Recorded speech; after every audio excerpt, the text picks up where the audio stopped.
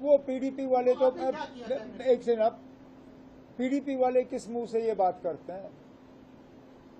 जब महबूबा मुफ्ती को वोट चाहिए थे, उन्होंने अपनी पार्टी के लोगों पे सख्त पाबंदी लगाई थी कि वो रिजर्वेशन के मामले में बात भी नहीं कर सकते हैं।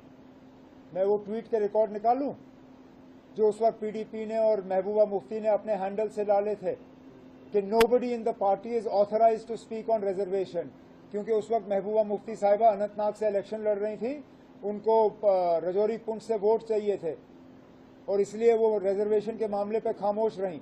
उस वक्त उन्होंने रिजर्वेशन पे बात क्यों नहीं की?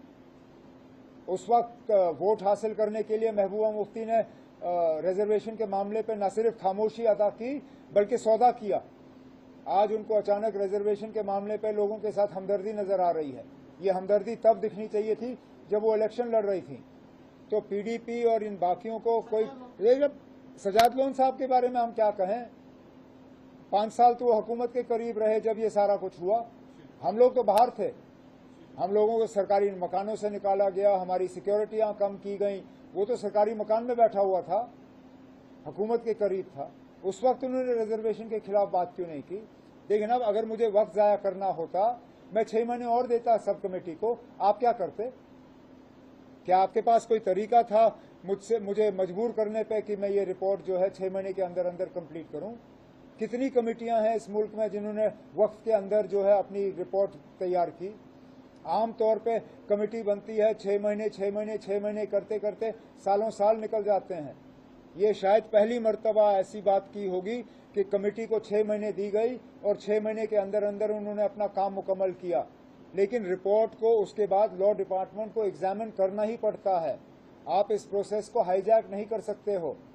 It's a legal document, it requires legal examination.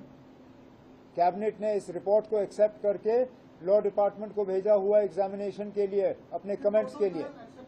The report has come, we have taken the report, it has been sent to the law department now for comments.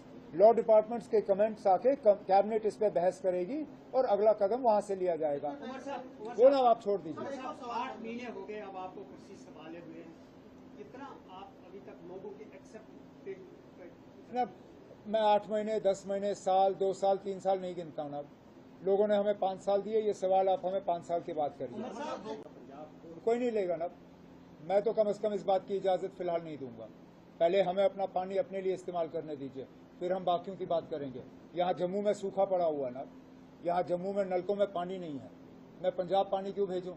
Punjab के पास पहले इंडस वाटर ट्रीटी के तहत 3 दरियाएं थीं। उस वक्त पंजाब ने हमें पानी दिया।